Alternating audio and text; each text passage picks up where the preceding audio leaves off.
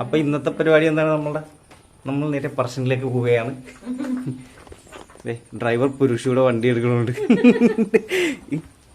ചെരുപ്പ് ഇടണല്ലോ. ചെരുപ്പ് പാമ്പ് പോയാ നമ്മുടെ പാമ്പ് ശങ്കുപ്പാപ്പൻ ടാറ്റ, പോയിട്ട് വരാം. അയ്യോ ഉറപ്പിച്ചോ, ഒന്നും നോക്കണ്ട.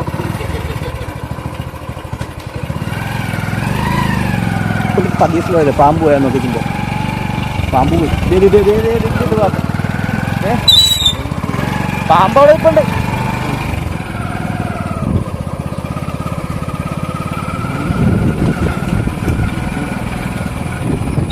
പട്ടി മാറു വഴിയുന്നു. ഞങ്ങൾ ഇടിപ്പിച്ചതായിട്ട്.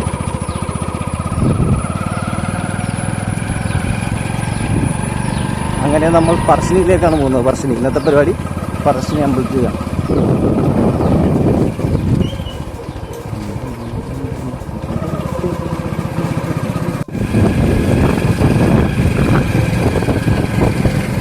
അങ്ങനെ നമ്മൾ മെയിൻ റോഡിലേക്ക് എത്തിയിട്ടുണ്ട്.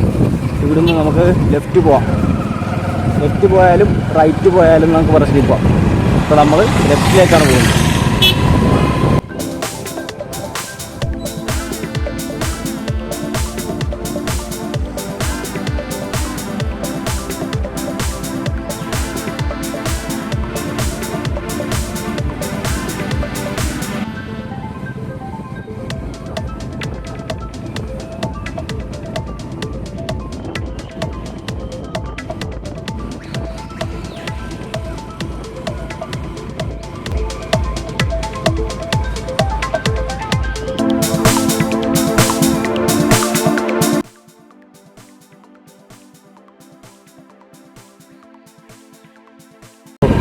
ഇത് സ്റ്റെപ്പ് റോഡ്. നമ്മൾ ഇവിടുന്ന് ഇനിയിപ്പോൾ റൈറ്റാണ് പോകുന്നത്.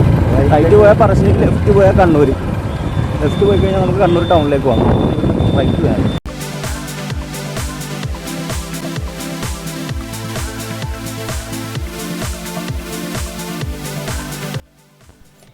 ഇവിടെയൊക്കെ റോഡ് കാണാൻ വേണ്ടി നല്ല ഭംഗിയാണ്.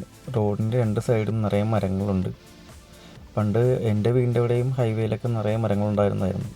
ആദ്യം ഒരു ഹൈവേ വികസനം വന്നപ്പോൾ ചുറ്റുമുള്ള മരങ്ങളൊക്കെ കുറേയൊക്കെ മുറിച്ച് കളഞ്ഞു.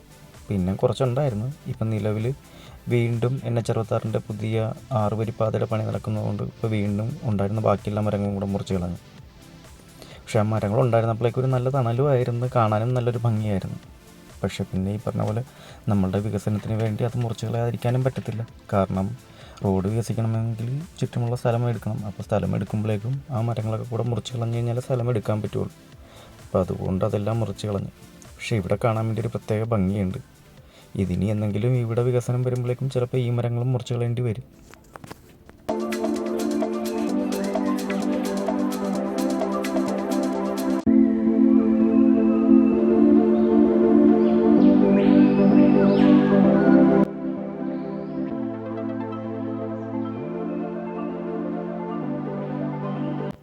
നമ്മളിപ്പോൾ എത്തിയിരിക്കുന്നത് നാറാത്ത് പഞ്ചായത്തിലേക്കാണ്. അവിടുത്തെ ഒരു ചെറിയ ജംഗ്ഷനാണിത്, നാറാത്ത് ജംഗ്ഷൻ. മെയിൻ സ്ഥലം നാറാത്ത് എന്ന് പറഞ്ഞാൽ മെയിൻ സ്ഥലമാണിത്. കുറച്ച് കടകളും അങ്ങനെയുള്ള സാധനങ്ങളുണ്ട്. നാറാത്ത് മുച്ചിലോട്ട് ഭഗവതി ക്ഷേത്രം, അതിലേക്കുള്ള വഴിയാണത്. നമ്മളിപ്പോൾ ഒരു കയറ്റം കയറിക്കൊണ്ടിരിക്കുകയാണ്. ഇവിടെ എന്ന് വെച്ച് കഴിഞ്ഞാൽ റോഡ് നല്ലതാണ്, പക്ഷേ ഭയങ്കര വളവും തിരിവും കയറ്റങ്ങൾ ഇറക്കങ്ങളുമാണ് മുഴുവൻ. വണ്ടി കയറുന്നില്ല, ഞങ്ങളെ വണ്ടി കയറുന്നില്ല കേസ്. ഞാൻ ഇറങ്ങി തള്ളട്ടെ. നമ്മളിപ്പോൾ എത്തിയിരിക്കുന്ന സ്ഥലത്തിൻ്റെ പേര് കമ്പിലെന്നാണ്. ഇവിടുത്തെ സ്ഥലത്തിൻ്റെയൊക്കെ പേരൊക്കെ കേൾക്കാൻ ഭയങ്കര രസമാണ്. ഞാൻ ഇങ്ങോട്ട് വന്നപ്പോഴേക്കും പല സ്ഥലങ്ങളും ശ്രദ്ധിച്ചായിരുന്നു. അപ്പോൾ കണ്ടതാണ് നേരെ ചൊവ്വ, താഴെ ചൊവ്വ, കമ്പിൽ, മയ്യിൽ, കുളച്ചേരിമുക്ക്. നമുക്ക് കേൾക്കുമ്പോഴേക്കും അത് ഭയങ്കര പ്രത്യേകതയായിട്ട് തോന്നും. നമ്മുടെ സ്ഥലം ഇപ്പോൾ ചിലപ്പോൾ ഇവിടെയുള്ളവർക്ക് കേൾക്കുമ്പോഴേക്കും അവർക്കും പ്രത്യേകതയായിട്ട് തോന്നാം. പക്ഷേ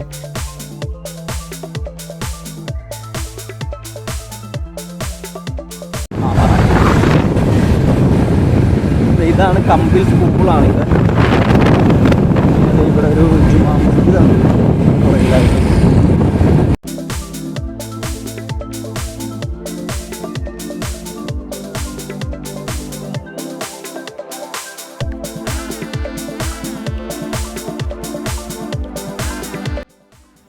നമുക്ക് ഇവിടുന്ന് നേരെയാണ് പോകേണ്ടത്.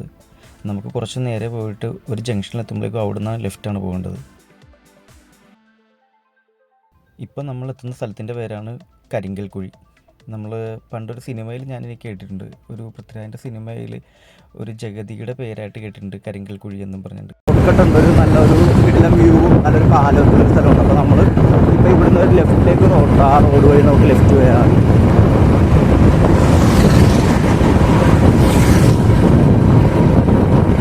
സ്ഥലത്തിൻ്റെ പേരാണ് കരിങ്കൽക്കുഴി. നമ്മളിത് ഇവിടുന്ന് ലെഫ്റ്റ് പോകും. നമ്മളിപ്പോൾ ബൈക്കിനായതുകൊണ്ട് നമ്മൾ ഈ കാണുന്ന വഴിയുടെ ലെഫ്റ്റിലേക്കാണ് പോകാൻ പോകുന്നത്. ഈ വഴി ബൈക്ക് മാത്രമേ പോകത്തുള്ളൂ.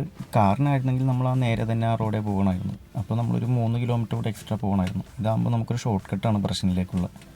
നമുക്ക് ഇതുവഴി ലെഫ്റ്റ് പോയി, ഇതിപ്പോൾ ഒരു നല്ല ഇറക്കമാണ് താഴത്തേക്ക്. അത് വീഡിയോയിൽ കണ്ടു കഴിഞ്ഞാൽ അത് എത്രമാത്രം മനസ്സിലാവുമെന്ന് അറിയത്തില്ല. നല്ല കുത്തനെയുള്ള ഇറക്കമാണത്. ഇൻ കേസ് നമ്മുടെ കയ്യിൽ നിന്ന് വണ്ടി പിടിവിട്ട് പോയി കഴിഞ്ഞാൽ നമ്മൾ നേരെ താഴത്തേക്ക്. അവിടെ ഒരു അമ്പലമുണ്ട്, അതിൻ്റെ പേര് നണിയൂരെന്നാണ്. ഒരു അതിപുരാതനമായ അമ്പലമാണെന്ന് ചേട്ടൻ പറഞ്ഞത്. എനിക്കറിയത്തില്ല, ഞാൻ ആ അമ്പലത്തിൽ ഇതുവരെ പോയിട്ടില്ല.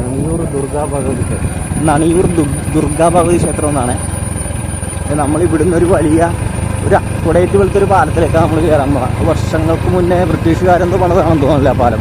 ആണോ? അതാ സോറി കേസ്, അതിനെപ്പറ്റി ചേട്ടന് കറക്റ്റായിട്ട് അറിയാൻ പാടില്ല, എനിക്കും അറിയാൻ പാടില്ല. ഞാനിതിനു മുന്നേ പല പ്രാവശ്യം വന്നിട്ടുണ്ട് ഇതുവഴി. അപ്പോൾ അതുകൊണ്ട് ഞാൻ അങ്ങനെ പറഞ്ഞതാണ്. എനിക്കറിയത്തില്ല, കാരണം ആ പാലം ക്ഷയിച്ച പാലമാണ്. അതുകൊണ്ട് ഇതുവഴി ഇപ്പോൾ വലിയ വണ്ടിയൊന്നും കയറ്റി വിടത്തില്ല. വലിയ വണ്ടി മീൻസ് കാറൊക്കെ നേരത്തെ പോകും, കാർ ഓട്ടോയൊക്കെ പോകുമായിരുന്നു. ഇപ്പോൾ പാലം ക്ഷയിച്ചിരിക്കുന്നതുകൊണ്ട് ഉള്ളി ബൈക്ക്, 2 വീലേഴ്സ് ഉള്ളി, പിന്നെ ആളുകൾ നടന്നും പോകും. ഇതുണ്ടോ, നല്ല താഴ്ച, അതായത് നല്ല ഹൈറ്റിലാണ് ഈ പാലം നിൽക്കുന്നത്. ഇവിടെ മൊത്തം തേക്കാണ് കേട്ടോ, തേക്കാണ് ഈ നിൽക്കുന്നത് മൊത്തം താഴത്ത്. കിടിലം വ്യൂ അല്ലേ ഈ പാലത്തിൻ്റെ, കണ്ടോ? സൂപ്പർ സ്ഥലമാണിത്. നമുക്ക് ഒരു ഫോട്ടോഷൂട്ടൊക്കെ ചെയ്യാൻ പറ്റിയ പോലത്തെ ഒരു സ്ഥലമാണിത്. ഉണ്ടത് ഇവിടെ പന എല്ലാം ഉണ്ട്. ഇവിടെയൊക്കെ നിറയെ തേക്കാണ്. ഇത് താഴത്ത് പാടം, നെൽകൃഷിയുള്ള പാടമുണ്ട്.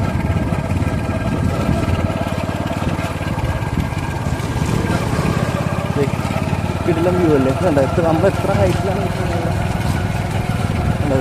അവിടെ കണ്ടോ, നമ്മൾ അപ്പുറം ചെല്ലണം. അവിടെ ഒരു ചെറിയ ബിൽഡിങ് ഒക്കെ കാണുന്നുണ്ടോ, അവിടെ ചെല്ലണം നമ്മൾ കയറിയിട്ട്. അവിടെയാണ് അമ്പലം. ഇതുണ്ട്, കിടിലം വ്യൂ ആണ്.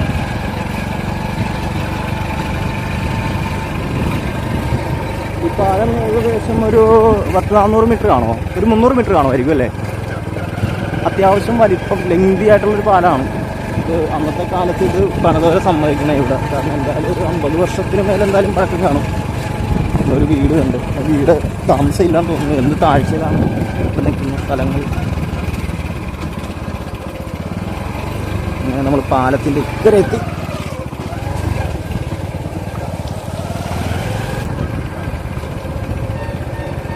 ഇവിടെ ഇനി അടുത്തൊരു പാലം കൂടെ ഉണ്ട്. അതാണ് നമ്മുടെ പറശ്ശിനിയിലെ പാലം.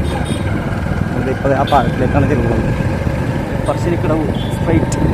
ഇനി ഇവിടുന്ന് ഒരു കറക്റ്റ് പറയാണെങ്കിൽ നമ്മളും കാണാൻ ഒരു അധിക ദൂരം ഇല്ല. പക്ഷെ നമ്മൾ താഴെ വരാൻ ബൈക്കിൽ അല്ലെങ്കിൽ വണ്ടി കൊണ്ടുവരണമെന്നുണ്ടെങ്കിൽ നമ്മൾ കുറച്ച് ദൂരം അങ്ങോട്ട് പോകണം. ഇല്ലാന്നുണ്ടെങ്കിൽ നമുക്ക് മേളിൽ വണ്ടി വെച്ചിട്ട് അവിടുന്ന് സ്റ്റെപ്പ് ഉണ്ട്, സ്റ്റെപ്പ് വഴി താഴത്തേക്ക് ഇറങ്ങിയാണെങ്കിലും പോകും. നമ്മൾ ഇവിടുത്തെ പാലത്തിലേക്ക് എത്തി. ഇതാണ് പറശ്ശിനിയിലെ പാലം.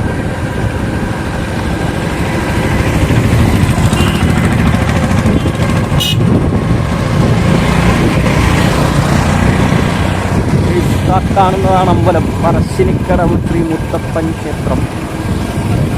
അടിപൊളി വ്യൂ ആണ് ഇവിടെ. അമ്പലം നിൽക്കുന്നത് ഈ കായലുണ്ടായിരുന്നു. ദ്വീപോ, ഇവിടെ ഒരു ചെറിയൊരു ദ്വീപ് പോലെ ഉണ്ടെന്നാണ് ചേട്ടൻ പറയുന്നത്. ഏതാണെന്ന് കണ്ടില്ല. അമ്പലം കണ്ടോ കേസ്, ഇവിടെ നിന്നുള്ള വ്യൂ കണ്ടോ അമ്പലത്തിൻ്റെ? നല്ല കിടിലം വ്യൂ ആണ്. അവിടെ ബോട്ടിംഗ് ഉണ്ട് കേട്ടോ, ഹൗസ് ബോട്ടിംഗ് ഉണ്ട്. ഹൗസ് ബോട്ടിംഗ് എന്ന് വെച്ച് കഴിഞ്ഞാൽ നമുക്ക് ഈ ടൂറിസ്റ്റ് ഇങ്ങനെ ജസ്റ്റ് ഒന്ന് ഈ കായലിൽ കൂടെ കറക്കണ പരിപാടിയുണ്ട്. അതിൻ്റെയാണ് ആ കിടക്കുന്ന ബോട്ടിങ്ങൊക്കെ. അത് ഈ കാണുന്നത് ഫ്ലോട്ടിംഗ് റെസ്റ്റോറൻ്റ് ആണ് കേട്ടോ. എനിക്ക് എന്താണെന്ന് മനസ്സിലായില്ല. ചേട്ടൻ പറഞ്ഞാൽ അത് തന്നെ ഫ്ലോട്ടിംഗ് റെസ്റ്റോറൻ്റാണ്.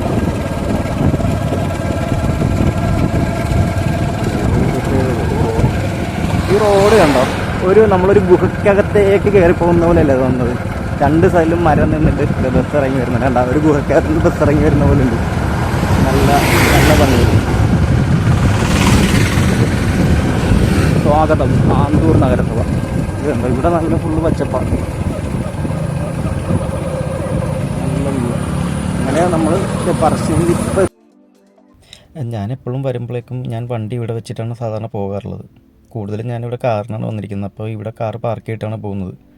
താഴേക്ക് അമ്പലത്തിൻ്റെ അങ്ങോട്ട് ചെന്ന് കഴിഞ്ഞാൽ തിരക്കുള്ള ദിവസങ്ങളാണെങ്കിൽ ചിലപ്പോൾ നമുക്ക് പാർക്ക് ചെയ്യാൻ വേണ്ടി സ്ഥലം കിട്ടത്തില്ല.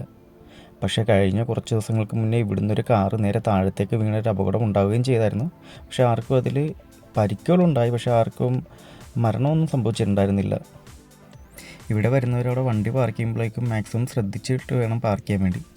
നമുക്കിത് ഇവിടുന്ന് സ്റ്റെപ്പ് ഇറങ്ങിയിട്ടും അമ്പലത്തിലേക്ക് നടന്നു പോകും. ഈ ജംഗ്ഷനിൽ നിന്ന് നമ്മൾ ലെഫ്റ്റിലേക്ക് തിരിഞ്ഞ് താഴത്തേക്ക് ഇറങ്ങിയിട്ടാണ് പറശ്ശിനിലേക്ക് പോകുന്നത്. ഇവിടുന്ന് റൈറ്റിലേക്ക് തിരിഞ്ഞു കഴിഞ്ഞാൽ പറശ്ശിനി ബസ് സ്റ്റാൻഡിലേക്ക് നമുക്ക് പോകാം.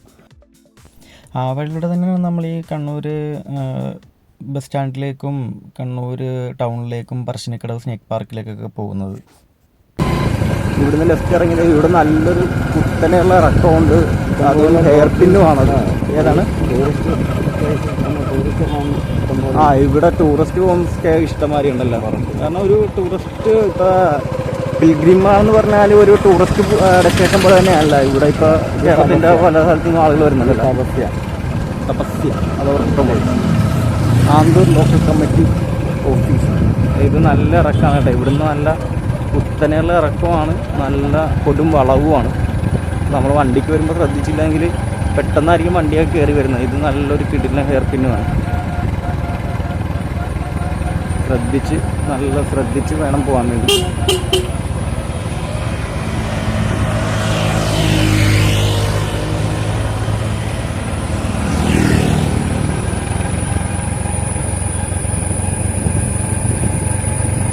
ഹെയർ പിൻ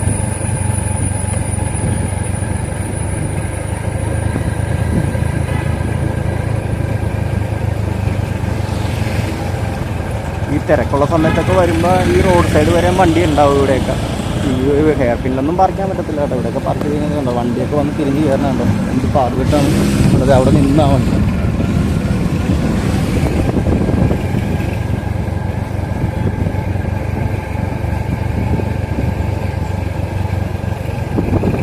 ₹500 റൂമുണ്ട് ഇവിടെ കേട്ടോ. ഏതാണ്? ₹500 ഇവിടെയാണോ? ഇവിടെ 500.